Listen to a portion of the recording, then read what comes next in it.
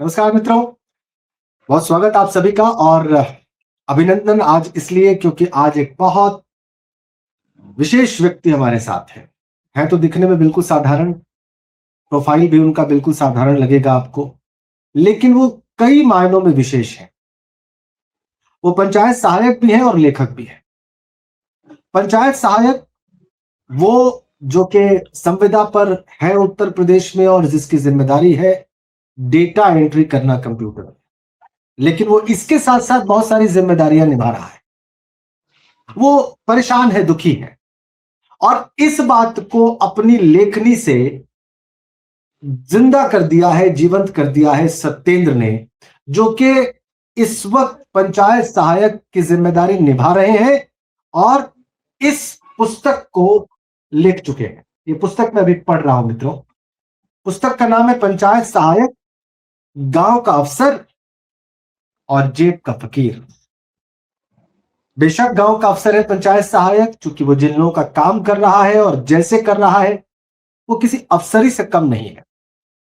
और जेब का फकीर कहना भी बिल्कुल दुरुस्त है, इसलिए क्योंकि उसको 6,000 रुपए महीने का ऑनरेरियम, जिसको अंग्रेजी में कहते हैं, यानी मानदेय दिया जाता है। अब इसमें वो कैसे गुजारा करे, इसमें वो कैसे जिए और कैसे अपने परिवार के लोगों को जिंदा रखे, ये चुनौती उसके सामने मुंह खड़ी है। और आज से नहीं, कोई 2-4 महीनों से नहीं, लगभग 4 वर्षों से। क्या होगा फिर इनका? इस पर सत्येंद्र से पहले भी एक छोटी सी बात हो चुकी है, लेकिन आज जब मैं उनकी किताब पढ़ रहा हूं और उनकी किताब के भावनात्मक पहलुओं को महसूस करने की कोशिश कर रहा हूं, तो मुझे लगा कि फिर से उन्हें आपके सामने लाया जाए और उनके जरिए, उनके पात्रों के जरिए, उनके अनुभवों के जरिए पंचायत सहायकों, पंचायत व्यवस्था, सरकार की कार्यप्रणाली, गांव के लोगों को मिल रहा इनके द्वारा सहयोग या तकलीफ, इन सब पर बात की जाए, इनकी भी तकलीफों पर बात की जाए। स्वागत है आपका सत्येंद्र। प्रणाम सर। नमस्कार। आपकी किताब मेरे पास है, पंचायत सहायक। कितना समय लगा आपको इसे लिखने में सत्येंद्र? इस किताब को लिखने में जो समय लगा था वो करीब 5 महीने से 6 महीने का समय लगा, और इसमें जो विचार करने में समय अधिक लगा था, लेकिन जब मैंने इसको शुरुआत की तो ये 5 से 6 महीने में कंप्लीट हो गई थी। तो ये किताब का कॉन्सेप्ट आपके दिमाग में ऐसे आया, जैसा मैं समझ पा रहा हूं कि आपने जब ये जिम्मेदारी उठाई पंचायत सहायक की, तो जिन जिन अनुभवों से, एहसासात से आप दो चार हुए, आपको महसूस हुआ कि उन्हें पेन डाउन कर देता हूं, उन्हें कलमबद्ध कर देता हूं। मैं ठीक कह रहा हूं? जी, जी सर, बिल्कुल। और इसके लिए आपने काल्पनिक पात्रों का चुनाव किया? काल्पनिक पात्रों का भी चुनाव किया है, लेकिन उसमें जो घटनाएं हैं वो बिल्कुल सच घटनाएं हैं, वो मुझसे भी जुड़ी हैं, वह अन्य पात्रों से भी जुड़ी हैं। प्रत्येक घटना को हम काल्पनिक भी नहीं कह सकते, क्योंकि ये मैंने ही इसमें लिखी लेकिन एक है, तो इसमें जी, जी। इसमें लेकिन एक छोटी सी प्रेम कहानी भी पैरेलली चल रही है। ये तो मैं अंत में समझ पाऊंगा कि उसका क्या हुआ, सुखद अंत हुआ या क्या हुआ। तो जी सर, बिल्कुल। ये कहां से आपको लाया, आपको लगा कि इसे भी जगह देनी चाहिए इस संघर्ष में? संघर्ष महोदय, कोई भी हो, उसमें प्रेम का बहुत महत्व होता है, और संघर्ष वाह। में ही नहीं, जीवन में ही प्रेम का बहुत बड़ा महत्व होता है। हम्म। और मैं तो ये मानता हूँ कि जो व्यक्ति प्रेम नहीं कर सकता है, तो मुझे लगता है कि वो कुछ और भी काम नहीं कर सकता अपने जीवन में। क्या यानी कि बात कही कुछ भी कर, आपने। यानी कि कुछ भी करने के लिए आपको प्रेम की तो आवश्यकता होगी ना। अगर हम आज हम्म। पंचायत सहायक हैं तो अपना कार्य इसीलिए कर पा रहे हैं क्योंकि हमें अपने कार्य से प्रेम है। हम आज आपसे बात कर पा रहे हैं महोदय, आप एक पत्रकारिता कर पा रहे हैं, तो उसके पीछे भी प्रेम है कहीं ना कहीं। उसके पीछे भी वो सार है जो जो आप, हर कोई व्यक्ति देख नहीं सकता, पर आप उसे महसूस कर पा रहे हैं, उसे फील कर पा रहे हैं, और आप उसे अनुभव करना चाहते हैं जीवन भर। वो प्रेम ही है। और बिना प्रेम के मुझे लगता है कि चीजें निस्वार्थ सी प्रतीत होती हैं। मुझे लगता है कि प्रत्येक व्यक्ति के जीवन में प्रेम होना भी चाहिए, और इस कहानी में अगर प्रेम नहीं होता तो मुझे लगता है कहानी एक अधूरी सी होती, क्योंकि उसमें आज सब कुछ बता दिया गया है कि एक एक्चुअल में कहानी क्या रहती है पंचायत सहायकों की या किसी भी व्यक्ति की, किसी भी संविदा कर्मचारी की इसमें जो व्यथा है, वो पूर्ण इसीलिए है कि इसमें क्यों प्रेम का भी ज़िक्र है, माँ-बाप का भी ज़िक्र है, एक्चुअल शासन-प्रशासन का भी ज़िक्र है, निजी ज़िम्मेदारियों का भी ज़िक्र है, ईमानदारी का भी ज़िक्र है, झूठ और जो झूठ का पर्दाफाश होता है उसका भी ज़िक्र है। इसमें प्रत्येक चीज़ों का समावेश किया गया है इस छोटी-सी पुस्तिका में। तो सबसे पहले जो समावेश है आपका और जो एक्चुअल घटनाक्रम है उसी की बात से शुरुआत करते हैं। एक पंचायत सहायक का काम करते हुए लगभग आपको 4 वर्ष हो गए या उससे ज्यादा का वक्त हो गया होगा सत्येंद्र। जी, 4 से अधिक हो गए। तो आप ही के साथ तमाम पंचायत सहायकों की भी यही कहानी है और 6,000 रुपए में कैसे घर चलता है आप? 6,000 रुपए में घर चलाना बहुत ही मुश्किल होता है और एक्चुअल बताएँ तो 6,000 रुपए में घर चल भी नहीं पाता है किसी का भी। हम लोग प्रति माह कर्ज़दार होते जा रहे हैं पिछले 4 साल से। सचमुच प्रति माह कर्ज़दार होते इसलिए जा रहे हैं, क्योंकि प्रत्येक व्यक्ति के पास अपना परिवार है। जो व्यक्ति शादीशुदा है तो उसके पास बीवी है, बच्चे हैं और जो व्यक्ति अभी शादीशुदा नहीं है तो उसके पास माँ-बाप हैं। माँ-बाप की ज़िम्मेदारियाँ हैं, भाई-बहनों की ज़िम्मेदारियाँ हैं। हम लोग अब तक पढ़ाई कर रहे थे, लेकिन अब हम पढ़ाई नहीं कर सकते संविदा कर्मचारी के होने नाते, लेकिन हमारे भाई-बहन पढ़ाई कर रहे हैं, तो हम उनकी वहाँ पर मदद भी नहीं कर पा रहे हैं। इवन दोज़ आप खुद ही अंदाज़ा लगा दीजिए कि आज के समय में, आज की इस महँगाई भरे दौर में 2025 और 26 में जो महँगाई है, उसके अनुसार 200 रुपए क्या ही मायने रखते हैं, जो हम लोग आज पा रहे हैं 200 रुपए। हम्म। 200 रुपए तो प्रतिदिन क्यों की जो आपने हमें ज्वाइन किया सरकार दे इसका रही है। 6,000 रुपए जब 4 साल 4.5 साल पहले आपको ऑफर किया गया तो उस वक्त आपने इसको हासिल करने के लिए इतनी पीड़ा क्यों उठाई, क्यों कष्ट लिया आपने? क्योंकि 6,000 रुपए तो 4 साल पहले भी कोई बहुत बड़ी रकम नहीं थी सत्येंद्र। जी, बिल्कुल। मैं बिल्कुल कहूँगा क्योंकि हम लोगों ने ही इस नौकरी को जॉइन किया है और 4 साल पहले भी 6,000 रुपए भी काफ़ी कम थे।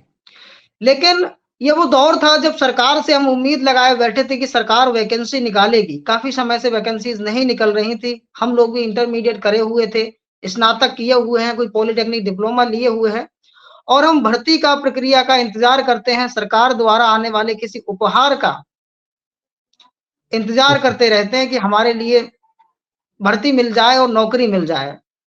सरकार ने हमें एकाएक नौकरी दी, जो कि हमारे लिए बहुत बड़ी बात थी और हमने 6,000 रुपए में उसे स्वीकार भी किया और उसमें एक आस थी, उम्मीद थी उस दिन जब हम लगे थे। महीने, 4 महीने, 6 महीने तक यही था कि आपकी नौकरी में लगाया गया है, लेकिन हर साल या हर 6 माह पे आपको प्रोत्साहन राशि यानी कि प्रोत्साहित किया जाएगा और इस नौकरी में बढ़ावा दिया जाएगा। आप एक ग्राम ऐसा पंचायत कोई के अधिकारी हो। ऐसा कोई प्रावधान तो नोटिफिकेशन में नहीं है कि 6 महीने में 2021 के नोटिफिकेशन में कि 6 महीने में आपको प्रोत्साहित किया जाएगा धन से या किसी और चीज से?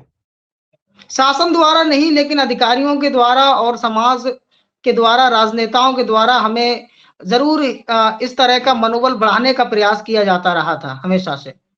तो हमने जब ये हम्म। नौकरी जॉइन किया और उस समय भी हम काफ़ी खुश थे कि 1-2 साल में हमारे साथ बहुत अच्छा कुछ होने वाला है और उसमें तनख्वाह भी बढ़ जाएगी। लेकिन 6,000 1 साल से लेकर धीरे-धीरे 4 साल हो गए और हम उसी प्रकार से अब धीरे-धीरे परेशानियों में भी हैं और कर्ज़दार भी हैं, क्योंकि 2021 से अब तक काफ़ी महँगाई दर भी बढ़ चुकी है।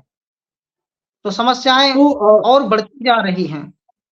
तो जब आपने ज्वाइन किया 6,000 रुपए में खुशी-खुशी, तो अब आपको क्यों तकलीफ है? फिर तो आपको मान लेना चाहिए कि ये आप ही का बुलाया हुआ संकट है, खुशी-खुशी स्वीकारा हुआ संकट है। सत्यजित?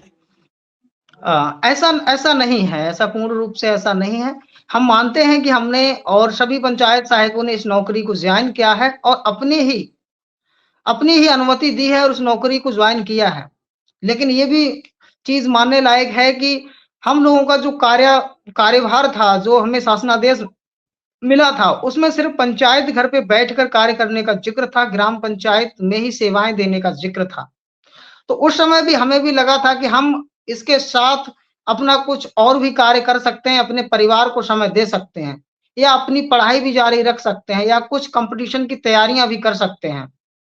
लेकिन उसके बाद से हमारे पास जितने शासनादेश 2021 में था, 25 जुलाई 2021 में जो शासनादेश आया था, उसमें बहुत ही कम कार्य दिए गए थे कि आपको 6000 नौकरी में सिर्फ पंचायत भवन का संचालन करना है, पंचायतों को डिजिटलाइजेशन करना है, भुगतान के पेमेंट की एंट्री करनी है, पंचायतों में होने वाली बैठकों में भाग लेना है। लेकिन हमारे पास 6 महीने बाद आदेश आता है, साल भर बाद आदेश आता है और हमें नई-नई योजनाओं में शामिल कर दिया जाता है। उन योजनाओं को ग्राम पंचायत के लोगों को लाभान्वित कराने के लिए, जैसे कि family ID, farmer registry, crop survey, SIR का काम दे दिया जाता है, वोटर लिस्ट का काम दिया दिया जाता है, तहसील पे ड्यूटी लगाई जाती है, आयुष्मान कार्ड हमसे ही बनवाए जाते हैं, सीएससी की सेवाएँ हम ही लोग देते हैं। तो ये सारे जो कार्यभार बढ़ते जा रहे हैं, उस पे कोई शासनादेश नहीं आया है अब तक कि आपको उस समय हमने 6000 पे लगाया था, अब आपको हम 8000, 10000 या 15000 दे देंगे। ऐसा शासनादेश आते हुए कहीं नहीं दिखाई देता। उम्मीद है आप आपको? भी महोदय क्योंकि आप भी कहीं महोदय जी, कहीं जी, सत्येंद्र, जी। मेरे सवाल को ध्यान से सुनिएगा। इसलिए मैं आपसे ये सवाल पूछ रहा हूं, और आपसे ही नहीं, मैं पूछ तो आपसे रहा हूं, लेकिन मेरा संबोध्य संपूर्ण पंचायत सहायक समूह है प्रदेश का। जी, सवाल मेरा ये है कि मुख्यमंत्री जी ने अभी रिसेंटली, चंद दिनों पहले, सभी संविदा कर्मियों के बारे में कहा कि जल्दी ही हम उनके मानदेय को एक बहुत अच्छे स्तर पर लेके आएंगे और उनके जीवन को बेहतर करने की दिशा में हम काम कर रहे हैं, आपको दिखेगा बहुत जल्दी। लेकिन उनके मुंह से सभी का नाम निकला एक वर्ग को छोड़कर, और वो वर्ग था आपका, यानी पंचायत सहायकों का। ऐसा जी। क्यों? और इसके बावजूद आपको उम्मीद क्यों है? अभी हाल ही में डॉक्टर भीमराव अंबेडकर जो परिनिर्वाण दिवस था लखनऊ में, उन्होंने कार्यक्रम में सभा को संबोधित करते हुए अपना बयान भी दिया कि हम उत्तर प्रदेश के समस्त संविदा कर्मियों को न्यूनतम वेतन मानदेय देने वाले हैं 1 से 2 माह में। लेकिन ये बात, प्रत्येक संविदा कर्मी की जो बात कही उन्होंने, वो पूरी तरह से झूठ और जुमला निकला। उन्होंने कहा कि हम उत्तर प्रदेश के प्रत्येक संविदा कर्मी को देने वाले हैं न्यूनतम वेतन माह। हम भी महोदय पंचायत सहायक हैं, हम भी एक संविदा कर्मचारी हैं, लेकिन हमें उस लिस्ट में शामिल नहीं किया गया। क्यों नहीं शामिल किया गया? हम लोग काफी समय तक इसी भ्रम में रहे कि हमें भी 1 से 2 माह बाद खुशखबरी मिलने वाली है, लेकिन उन्होंने हमें शामिल नहीं किया गया है। पंचायत सहायकों का उस लिस्ट में कहीं नाम नहीं है। उसमें सिर्फ आउटसोर्सिंग निगम से जुड़े हुए जितने भी कर्मचारी हैं, संविदा कर्मचारी हैं, उनको ही उसमें वरीयता दी गई है, उनको ही उसका फायदा मिलेगा, उनका ही वेतन बढ़ेगा। हम पंचायत सहायकों का उसमें बिल्कुल भी वेतन नहीं बढ़ेगा। नहीं तो फिर आप लोगों का संघर्ष कैसे आगे बढ़ेगा जब आपको रिकॉग्नाइज ही नहीं किया जा रहा, जब माना ही नहीं जा रहा कि आप ये हैं और आपकी तकलीफ ऐसी ऐसी है, तो फिर आपका कल्याण कैसे होगा सत्येंद्र? बात महोदय एक चीज ये भी है कि हमारी बात जो है एक्चुअल में माननीय मुख्यमंत्री योगी आदित्यनाथ जी तक पहुंच नहीं पा रही है। मुख्य रूप से हमारी जो समस्याएं हैं, वो मांग जो है पहुंच नहीं पाई है। और ऐसा नहीं है कि माननीय मुख्यमंत्री योगी आदित्यनाथ जी ऐसा चाह रहे हैं कि पंचायत सहायक जो संविदा कर्मी है उसे ऐसा ही छोड़ दिया जाए। वो किसी भी कर्मचारी अच्छा। के साथ ऐसा नहीं चाहेंगे कि, मुझे पता है कि वो काफी अच्छे मुख्यमंत्री जी हैं और हम काफी सराहना करते हैं कि हमें ऐसे मुख्यमंत्री जी मिले हैं आज। उन्होंने एक बार विधानसभा में ये कहा था कि हमारे पंचायत सहायक जो हैं बहुत अच्छे से कार्य कर रहे हैं, ग्राम पंचायतों में डिजिटलाइजेशन ला दिया है उन्होंने, पंचायतें जो हैं बहुत मजबूत हो रही हैं, जिन्हें पंचायत सहायकों को 6000 रुपए मानदेय मिल रहा है। साथ ही उन्होंने ई डिस्ट्रिक्ट व सीएससी केंद्रों का भी संचालन करना शुरू किया है। पंचायत भवनों पर बैठकर वो जनसेवा केंद्र की सुविधाएं दे रहे हैं और प्रत्येक पंचायत सहायक को 5 रुपए प्रति लाभ, यानी कि एक व्यक्ति कोई जन्म आय प्रमाण पत्र बनाता है, जाति बनाता है, मूल्यवास बनाता है, तो 5 रुपए ई डिस्ट्रिक्ट से उसे कमीशन मिल रहा है। माननीय योगी जी ने उस समय कहा था, और ये भी कहा था कि पंचायत सहायक एक अति कुशल, बहुत अच्छी इनकम भी कर रहे हैं, 6000 के अलावा बहुत अच्छी इनकम कर रहे हैं। तो यही तो मेरा एक कहने सेकंड का में रोक रहा मतलब हूं है। आपको सत्येंद्र। जी, जी। मुख्यमंत्री जी ने किस इनकम की ओर इशारा किया था? कौन सी इनकम आपको हो रही है इस 6000 के अलावा? स्पष्ट करें। 6000 के अलावा, यानी कि हमारे पास जो ई डिस्ट्रिक्ट पोर्टल हमें दिया गया है, उसमें 5 रुपए प्रति आईडी जो हम जनरेट करते हैं वो दी जाने की बात कही जा रही है।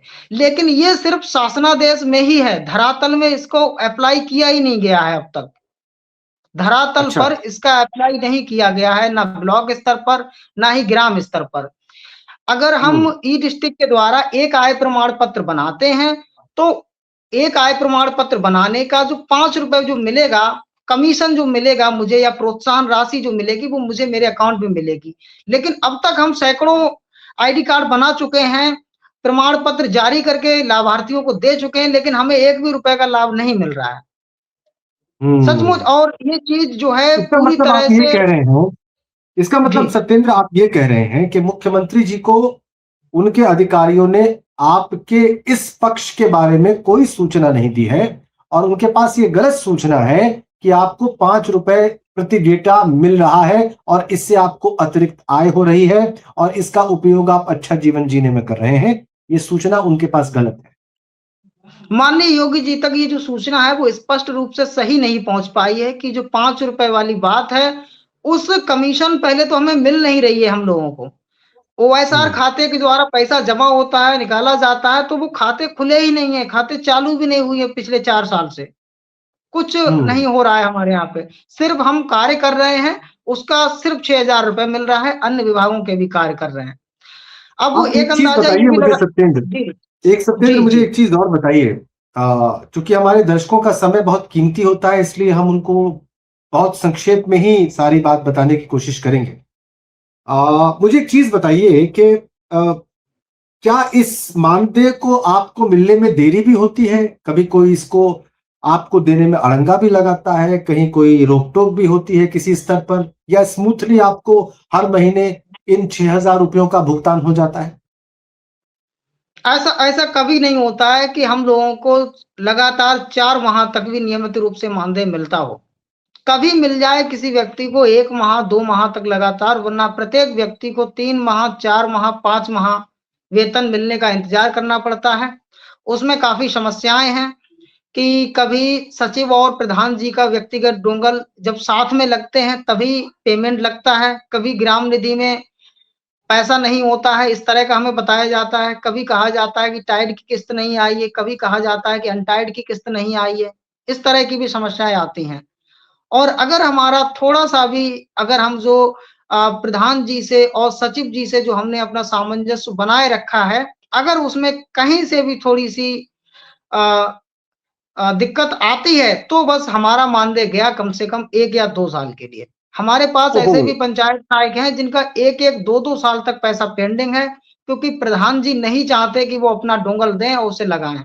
तमाम शिकायतों के बावजूद वो शिकायतें डीपीआरओ साहब तक भी जाती हैं, डीएम साहब तक भी जाती हैं, लेकिन शिकायतें पुनः ग्राम पंचायत पे आ जाती हैं और प्रधान जी मना कर देते हैं सरासर कि हम इस पंचायत सहायक को पैसा देना नहीं चाहते और कोई कार्रवाई नहीं होती है। मतलब आप ये कह रहे हैं सत्येंद्र के तनिक भी अगर आपका ग्राम प्रधान या पंचायत सचिव से रिलेशन ऊपर नीचे हुआ तो आपकी तनख्वाह लंबे समय तक अटकी, आपका मानदेय लंबे समय तक अटका और इसकी शिकायत जिलाधिकारी स्तर पर भी किए जाने का कोई नतीजा नहीं निकलता है।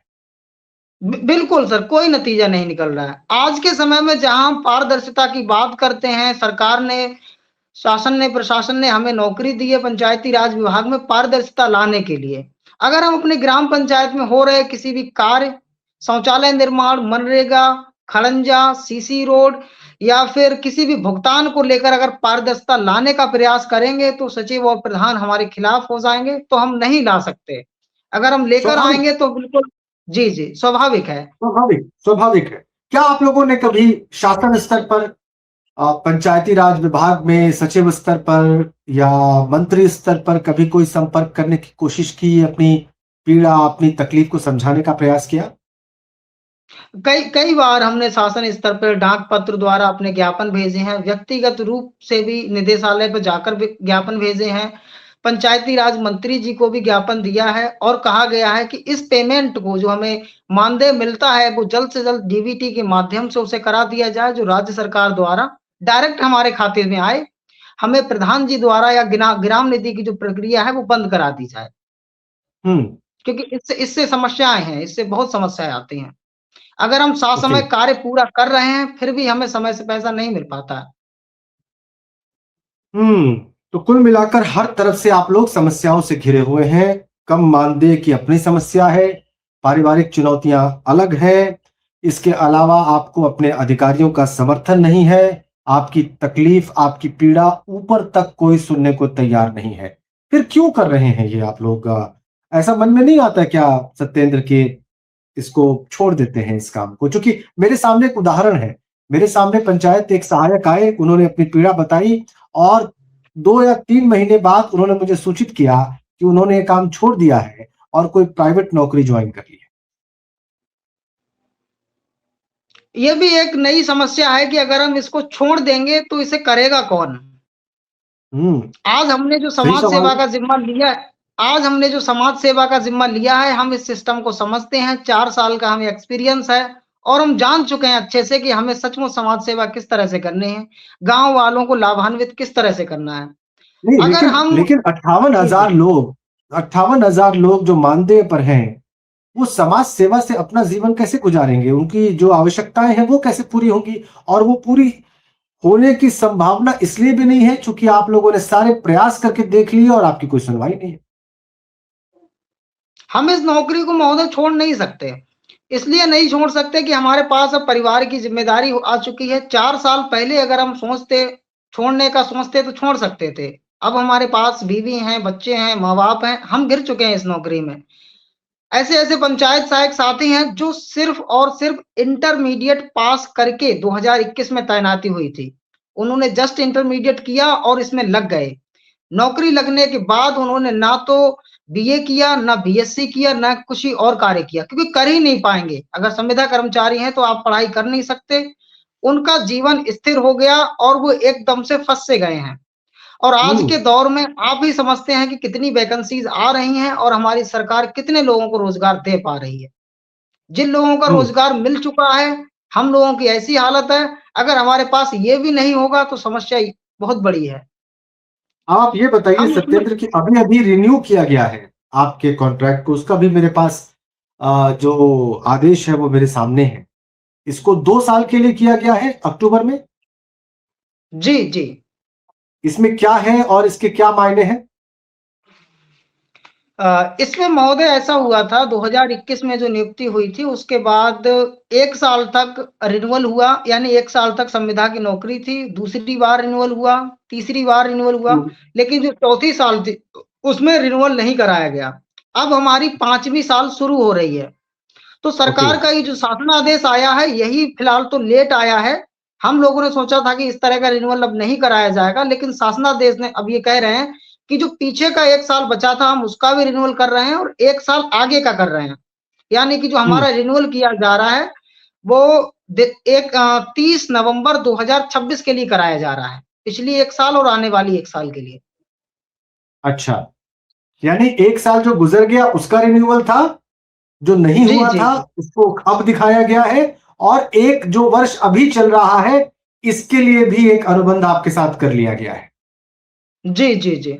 हमारे इसका हमारे जो मतलब पंचायत इसका जी। मतलब आपके कार्यकाल का तो रिन्यूअल हो रहा है, लेकिन आपका मानदेय वही का वही है। उसमें कोई मानदेय परिवर्तन नहीं है। वही का वही है। अब जो कार्य आपको शुरू में दिया गया था, ये मेरा आखिरी सवाल है सत्येंद्र। जो कार्य आपको शुरू में दिया गया था, जो कार्य आपके लिए तय किए गए थे जब आपने ये नौकरी शुरू की थी, तब से अब तक आपके कार्यों में क्या नया जोड़ दिया गया है? और क्या आपने इस नए कार्य के लिए कोई शिकायत की लिखित या मौखिक रूप से किसी को? लिखित भी और मौखिक रूप से भी हम कई बार शिकायत कर चुके हैं और ज्ञापन भी दे चुके हैं, अपने पत्र भी भेज चुके हैं निदेशालय पर, निदेशक महोदय को और सचिव महोदय को भी। और पंचायती राज मंत्री जी जो हमारे हैं, उनको भी हमने कई बार अवगत भी कराया गया है। हुँ, 2021 में जो शासनादेश है था उसमें सिर्फ इतना ही था कि ग्राम पंचायत का संचालन करना है, डिजिटलाइजेशन करना है, ग्राम पंचायत पे आपको रोज़ाना बैठकर वहाँ पर ग्रामीण लोगों को सेवाएँ देनी है और ग्राम पंचायत स्तर पर प्रधान के स्तर के और सचिव के द्वारा जो आदेश होंगे, उन कार्यों को करना है। लेकिन अब हुँ, जो हमें आने वाले प्रत्येक शासनादेश में नई पे नई चीजें जोड़ी जा रही हैं कि आपको फैमिली आईडी भी बनाना आपको ही है, फार्मर रजिस्ट्री जो राजस्व विभाग का कार्य है वो भी आपको ही करना है, आयुष्मान कार्ड जो स्वास्थ्य विभाग का कार्य है वो भी आपको करना है, इलेक्शन कमीशन विभाग जो है हमारा बीएलओ का काम, एसआईआर में भी ड्यूटी हमारी ही लग रही है। तो इन सब कार्यों के कार्य दायित्व तो दिए जा रहे हैं, वो बढ़ाते जा रहे हैं और दिए जा रहे हैं, लेकिन एक बार के लिए हमारी सरकार ये नहीं सोच रही है कि 2021 में हमारी जो नियुक्ति की थी उसमें कार्यभार देख लीजिए और आज के कार्यभार देखकर आप हमारा मानदेय ही बढ़ा दीजिए। कार्यभार भी ना देखो, आप एक बार के लिए 2021 की जो महंगाई दर थी और 2025 की जो महंगाई दर है आज उसको ही देखकर आप हमारा मानदेय बढ़ा दीजिए। दोनों मुद्दों पर हमारी सरकार पीछे रहती जा रही है, शासन और प्रशासन दोनों लोग। तो विकल्प अब क्या बचा है आपके पास सत्येंद्र? विकल्प हमारे पास यही बचा है कि हम पंचायत सहायक अभी सभी लोग एकजुट हैं। हमारा एक संगठन है पंचायत सहायक यूनियन नाम से। हम लगातार पंचायती राज विभाग से, माननीय मुख्यमंत्री जी से और माननीय पंचायती राज मंत्री जी से आग्रह भी कर रहे हैं, निवेदन भी कर रहे हैं, उनको लगातार पत्र भी भेज रहे हैं कि हमारी समस्याएं हैं, इन्हें आप समझिए और जल्द से जल्द इसका समाधान कीजिए। हम लोगों को स्थायी कर दीजिए, हम लोगों का जो वेतनमान है उसे बढ़ा दीजिए और जो एक नियमित पंचायत कर्मी होता है उसके आधार पर जो सुविधाएं होती हैं उन्हें प्राप्त करा दीजिए। अभी हम इस तरह से मांग रख रहे हैं कि अगर हमें जरूरत पड़ी तो हम बिल्कुल अपने संगठन के साथ मजबूत हैं और आने वाले समय में लखनऊ स्तर पर एक विशाल धरना प्रदर्शन की भी तैयारी कर रहे हैं। ओके, धरना प्रदर्शन विशाल करेंगे आप लोग लखनऊ में। तो क्या सभी 58,000 के लगभग जो पंचायत सहायक हैं पूरे प्रदेश में वो आपकी इस यूनियन का हिस्सा हैं, आपस में जुड़े हुए हैं आप लोग? जी बिल्कुल, हमने पिछले 4 साल से हमने पत्र भेजने भी शुरू करे थे और सारे काम प्रक्रिया चालू है।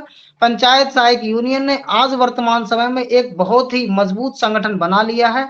उसकी जो शाखाएं हैं वो 75 जिलों में अभी कार्यरत हैं। हमारे जिला अध्यक्ष बने हुए हैं, ब्लॉक की कार्यकारिणी व जिले की टीम बना रखी है। हम लोग मिलकर कार्य करते हैं, किसी पंचायत सहायक को अगर टेक्निकल समस्या आ रही है तो उसका भी सपोर्ट करते हैं।